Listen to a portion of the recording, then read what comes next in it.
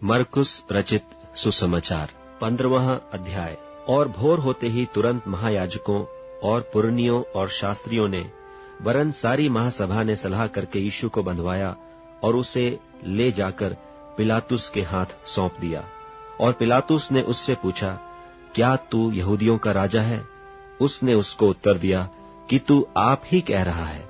और महायाजक उस पर बहुत बातों का दोष लगा रहे थे। पिलातुस ने उससे फिर पूछा, क्या तू कुछ उत्तर नहीं देता? देख, ये तुझ पर कितनी बातों का दोष लगाते हैं। यीशु ने फिर कुछ उत्तर नहीं दिया, यहां तक कि पिलातुस को बड़ा आश्चर्य हुआ। और वह उस पर्व में किसी एक बंधुए को जिसे वे चाहते थे उनके लिए छोड़ दिया करता था। और बरअब्बा नाम का एक मनुष्य उन बलवाइयों के साथ बंधुआ था जिन्होंने बलवे में हत्या की थी। और भीड़ ऊपर जाकर उससे विनती करने लगी कि जैसा तू हमारे लिए करता आया है वैसा ही कर। पिलातुस ने उनको यह उत्तर दिया, क्या तुम चाहते हो कि मैं तुम्हारे लिए यहूदियों के राजा को छोड़ दूं? क्योंकि वह जानता था कि महायाजकों ने उसे डाह से पकड़वाया था। परंतु महायाजकों ने लोगों को उभारा कि वह बरअब्बा ही को उनके लिए छोड़ दे। यह सुन पिलातुस ने उनसे फिर पूछा, तो जिसे तुम यहूदियों का राजा कहते हो उसको मैं क्या करूं? वे फिर चिल्लाए कि उसे क्रूस पर चढ़ा दे। पिलातुस ने उनसे कहा, क्यों? इसने क्या बुराई की है? परंतु वे और भी चिल्लाए कि उसे क्रूस पर चढ़ा दे। तब पिलातुस ने भीड़ को प्रसन्न करने की इच्छा से बरअब्बा को उनके लिए छोड़ दिया और यीशु को कोड़े लगवाकर सौंप दिया कि क्रूस पर चढ़ाया जाए। और सिपाही उसे किले के भीतर के आंगन में ले गए, जो प्रिटोरियन कहलाता है, और सारी पलटन को बुला लाए।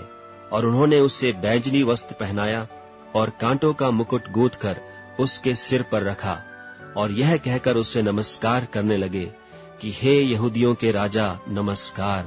और वे उसके सिर पर सरकंडे मारते और उस पर थूकते और घुटने टेक कर उसे प्रणाम करते रहे।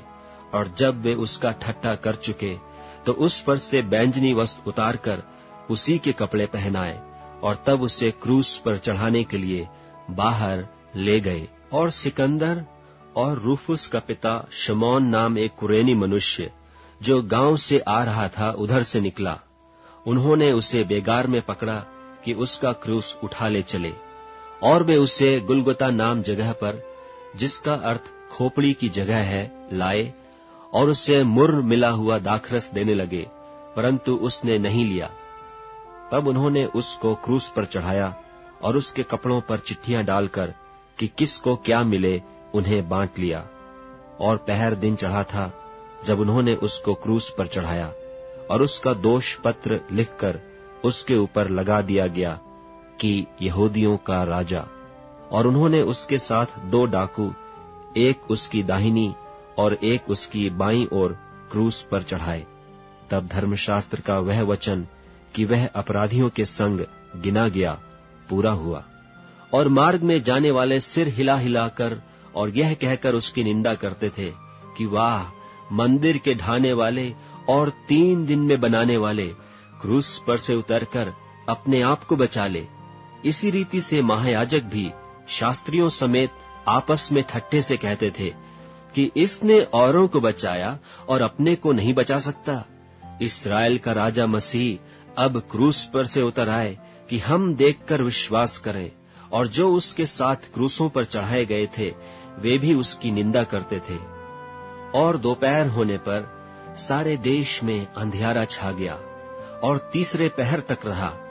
तीसरे पहर यीशु ने बड़े शब्द से पुकार कर कहा, इलोई इलोई लमा शबक्तनी, जिसका अर्थ यह है, हे मेरे परमेश्वर, हे मेरे परमेश्वर, तूने मुझे क्यों छोड़ दिया? जो पास खड़े थे उनमें से कितनों ने यह सुनकर कहा, देखो, यह एलिय्याह को पुकारता है। और एक ने दौड़कर स्पंज को सिरके में डुबोया और सरकंडे पर रखकर उसे चुसाया और कहा, ठहर जाओ, देखें कि एलिय्याह उसे उतारने के लिए आता है कि नहीं। तब यीशु ने बड़े शब्द से चिल्लाकर प्राण छोड़ दिए और मंदिर का पर्दा ऊपर से नीचे तक फटकर 2 टुकड़े हो गया, जो सूबेदार उसके सामने खड़ा था, जब उसे यूं चिल्लाकर प्राण छोड़ते हुए देखा तो उसने कहा, सचमुच यह मनुष्य परमेश्वर का पुत्र था। कई स्त्रियां भी दूर से देख रही थीं। उनमें मरियम मगदलीनी और छोटे याकूब की और योसेस की माता मरियम और शलोमी थीं।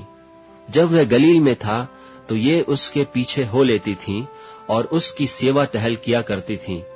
और भी बहुत सी स्त्रियां थीं जो उसके साथ यरूशलेम में आई थीं। जब संध्या हो गई तो इसलिए कि तैयारी का दिन था, जो सब्त के एक दिन पहले होता है, अरमतिया का रहने वाला यूसुफ आया, जो प्रतिष्ठित मंत्री और आप भी परमेश्वर के राज्य की बाट जोहता था।